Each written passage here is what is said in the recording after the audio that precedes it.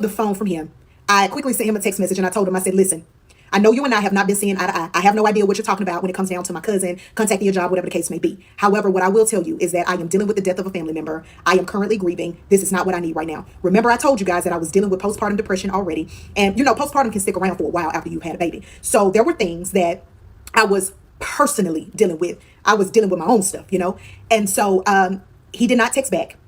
He waited until the day that I flew out, which was not the day of the funeral, but the following day. I was standing in the airport in Jackson, Mississippi, getting ready to board my flight. And I got a text message from Jared. And he said, so as I have had time to sit back and to reflect, I believe that I dropped our baby off at his real daddy house. I believe that ain't your auntie, but that's in fact our baby's grandmother or your baby's grandmother. He says, so I want a DNA test when you get back. I may have mentioned this in previous videos. The baby looks exactly like my ex-husband. Split an image. You will know that baby belongs to him because that baby took everything of him. His teeth, his eyes, his face, everything. He even sharp like that nigga. He took everything. I said, of course you can have a DNA test when I get back. I said, but also when I get back, make sure all your shit out of my house. Make sure everything gone. Spotless. He texted me back and he told me, you got it. All right. So I flew out. I did call Dwayne back and I said, Dwayne, he told me that you're my baby daddy, bro. He said, man, to be honest with you, man, at this point, I really do believe that the man, he got to be high. Like there has to be something going on with him. I said, absolutely. Absolutely it is. I said, but stand down.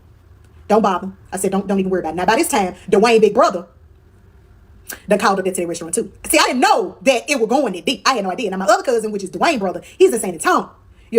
He's in San Antonio. So I said, I ain't know, big boy, call homeboy job. He said, man, we not playing with that nigga, man. That nigga gonna have to see us one day. I said, all right, man, I get it. I get it. Real hitters now. Real hitters. Sometimes I just talk, but they actually walk, period. So I get back in town. Instead of me going straight home, I leave the airport. I get to my aunt. Remember now, my auntie is Dwayne's mom, but she's really my cousin. I don't want to confuse anybody because y'all get confused quick. I went to her house and I stayed with her that night, slept in her bed with my baby. And I told her, I said, auntie, I'm tired. I'm tired. She already knew what was going on. Dwayne had already let her know. But I told her, I said, I really cannot do this anymore. I just can't. She said, I know, baby. I know. So the next morning, I get up.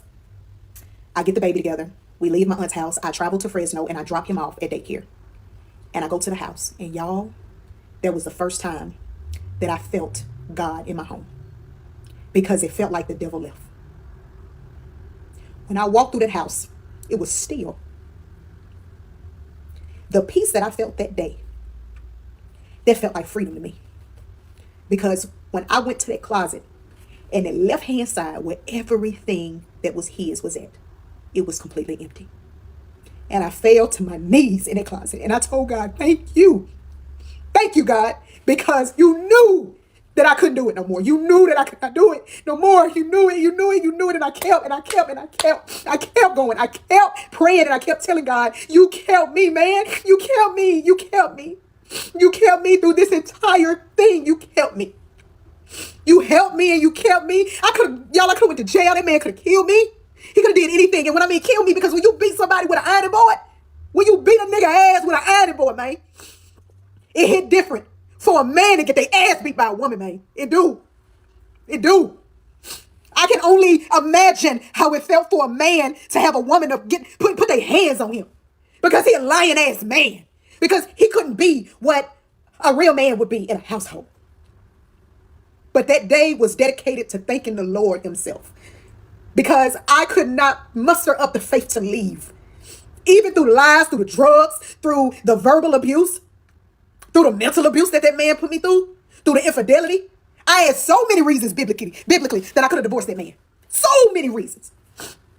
But I stayed because realistically I cared for this man. I carried his child. And a lot of y'all not going to understand how I stayed through all of that.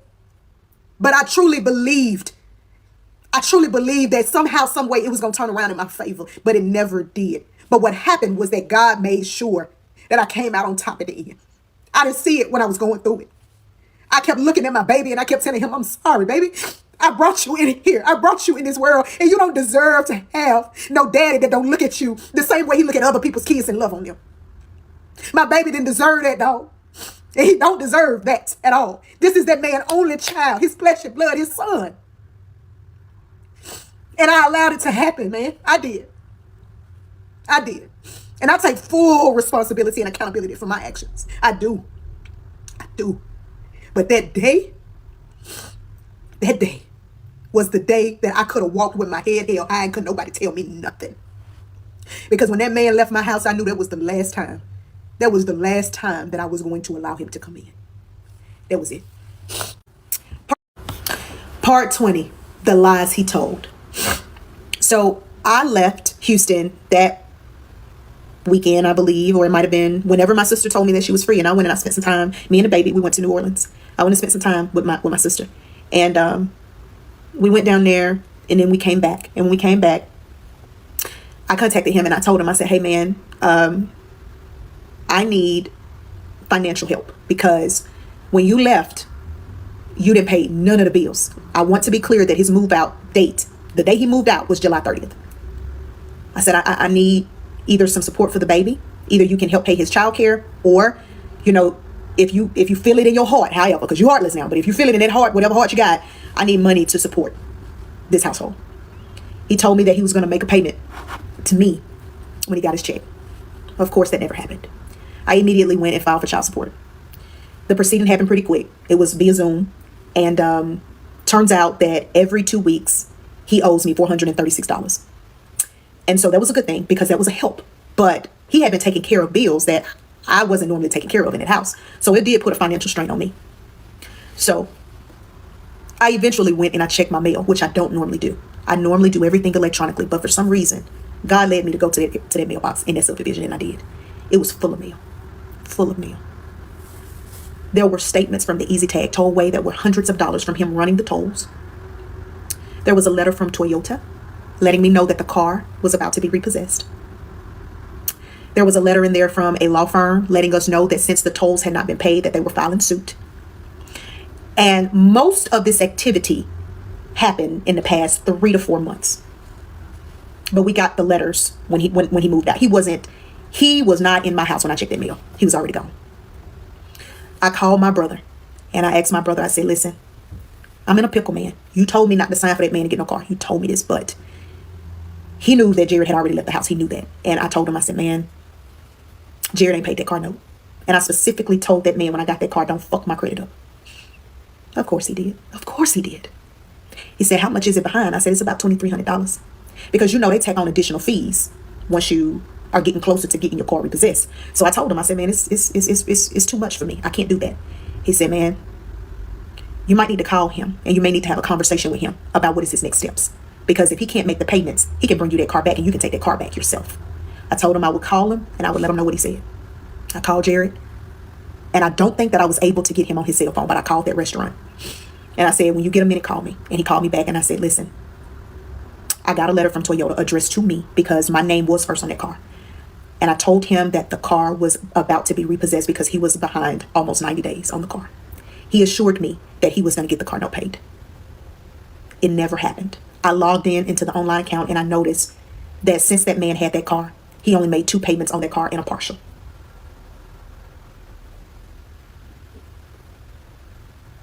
So I knew then that I was fucked. My credit score was messed up, about to be messed up. I did not know how I was going to financially handle the bills in my home. I knew that it was going to be rough for the next year or the next couple of years. It was going to be bad for me. So when he did not make the payment, they sent me another letter. And they basically said the same thing in the letter. This is, and they have a legal name for it. And I should know it right off the bat because I am in the legal field. But either way, it was them letting me know as soon as we can get to that car, it's gone.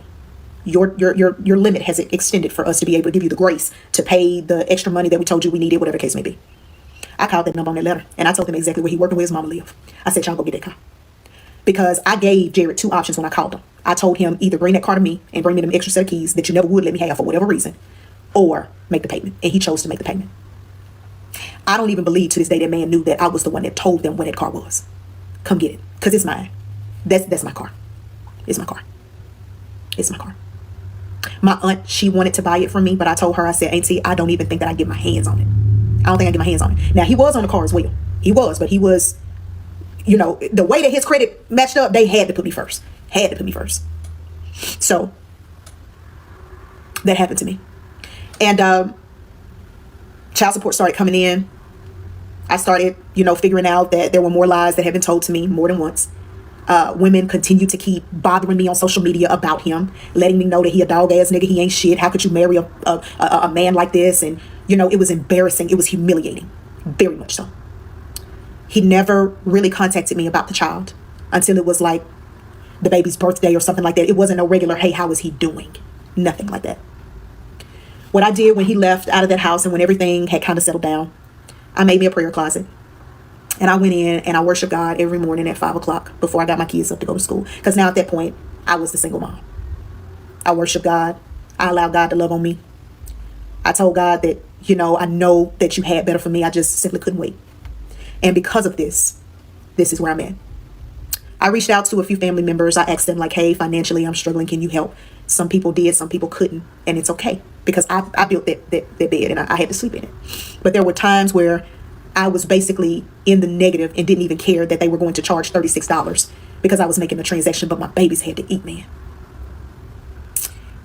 And as I look back now, I regret the relationship. I regret letting it get that far. But in all, I love my baby. He is special for real. He really is. That was the best thing that could have ever came out of that relationship. The best thing. Guys, before I get to part 21, I want to share an informational video regarding child support and the Step Up program here in Texas. I'm not sure if other states have this, but if you are in Houston, Texas, and if you have been listening to my story and you have experienced the same thing that I've experienced, whether it is with your son's father or with your husband, and you are thinking about putting him on child support, but you are afraid or have some safety concerns when it comes to your the other parent, there is a thing called the Step Up program that I am on with my son's father, ex-husband, if you will. I hate saying that, but what it is that since my son was so young when me and his father separated, the Step Up program allows the non-custodial parent to have supervised visitations with anyone that the custodial parent chooses. It could be a family member, it could be them, like the custodial parent, or it could be someone, I believe, of a court. But they will have supervised visitations for up to 2 years. And if they complete all of the supervised visitations, that is when they will have a lone visitation with their child, but it is like a ladder. It's a step up, meaning that it will be like one night overnight, like on a Saturday, and then he would have to come back home. He would have to do that for 2 or 3 months. So if you don't start the Step Up program, it's one of those things where if you start it and you stop, you have to start all over again. So he did one visitation supervised with me at Chuck E. Cheese with our kid, maybe 3 or 4 months after he moved out, and he did not do the full 4 hours. So his time goes back again. So he has never abided by it because he doesn't contact me about his kid unless it's his birthday and he wants pictures so that he can post it on his social media and say how big of a big boy he has now that he doesn't see. So I just wanted to make this video as an informational video for a woman that may have that situation going on and they needed that assistance. Guys, part 21, the lies he told. After he was placed on child support and after it actively started to come in, I was able to take care of daycare for my kid and everything like that. I eventually moved back to the Cypress area, and I let the house go because I filed bankruptcy and I put the house in through bankruptcy. And yes, if you are renting, you can do that. I don't know if y'all know much about bankruptcy, but you can do that. I had to file bankruptcy because of the repossession. My credit was suffering. My finances were suffering. I had got into a whole lot of debt dealing with Jared, and it was mainly because I wanted to be that wife. I wanted to be supportive of him, and I did make a lot of dumb decisions and a lot of unnecessary transactions because of him. Once again, I cannot stress this enough that I am fully to blame for that relationship. It should have never happened. But once again, this is an awareness thing for me, and I'm able to get this out because I hope that it reaches somebody. I did not get harassed a whole lot when we separated. I filed for divorce in April of 2022. And I filled out a paper that stated that I could not afford the divorce. The first hearing that we had, he did not show up. The judge was gracious and said, hey, send him a text message and let him know that he will be held in contempt of court if he does not show up. I sent him a message, and at that point, I was no longer texting him from my number. I would only use a Google Voice number to communicate with him. I did not want him to have any access to me. The child support order allowed us to talk through an app when it comes down to the child. You can FaceTime in that app, you can call in that app, you can text in that app. He never would use that app, and it tells you when the last time that person was seen on the app. He definitely doesn't log in. So I sent him a message to his number, the number that I had for him, because he would continuously change numbers. And I told him, I said, hey, we had court today for the divorce. I know you were served. I had them serve you at your manny house, but I knew you were served. And if you don't come to the next hearing, the court stated that you will be held in contempt. And I don't really think that you want that for yourself. He responded back and he said, I didn't get any paperwork or anything about a divorce. I said, Jared, you signed the divorce decree. DocuSign. Still lying. I said, but it's okay. It's cool. No problem. I said, but I'll email you the divorce decree that you signed that should be in your email. But I'll email it to you. And I did. And I did reiterate on the email that if you do not show up, you will be held in contempt. The next hearing, of course, he did not show up. He told me he was coming, but he did not. It was a default divorce. I was granted everything in the divorce decree. And he is responsible for paying for the divorce, not me. It came out to like maybe $493 because of court costs and everything like that. And I look on there often to see if he has made payment. He has not. That happened almost 2 years ago, so he has not. And after the divorce happened, and when I went ahead and did the whole bankruptcy thing, I moved on back over here to this side of town, and I've been staying over here since then. You guys may care, y'all may not care, but the baby will be 4 in October. He is vibrant, he is beautiful. People love him, people cherish him because he is special. And he does not contact me about this child, and this is his only baby that I know of. And it's sad, but that boy is going to grow up and he is going to know how strong his mama was for him, because I did a lot to try and keep his father in his life, and it didn't work. It just didn't work. So this does end the series of the lies he told. Thank you for watching. I encourage you, if you have a story to tell, tell it. It is therapeutic for me. I feel a relief. I feel like a weight has been lifted. I feel like I have helped someone. The tears that I have cried, they are real. Because y'all, I have not cried about this since I got that divorce. Because the day I got that divorce, it was go time, baby. I was at 5 Central. I was at Prospect. I was gone. And y'all, one of my best friends, Kim, she in the comments, we saw Jared as a manager at Prospect Park. He had changed jobs again. And I could not figure out where he was working at because, the child support had cut off. But we saw him at Prospect. And now he just stays within that type of company. So guess what? Everywhere he go, I be knowing. If you do know who Jared is in real life, I'm being serious. Leave him alone. Jared has suffered enough in life. He really has. And I know for a fact that he's not doing too well. Mentally, emotionally, he's not doing too well. So now, since this series is over, what I will do is I'll go back and address some of the comments. I'll probably be making other videos about them. I just want to clear up some things if people do have questions. I will answer things. I'm not going to answer anything stupid. I got the comments to where I view them before they go on my page. So if you done said something snotty or stupid, it's not going to show. I don't care. Get a life. But I really do appreciate it. I love you guys. I want y'all to stay humble. And guess what? I got another story to tell, but I don't know.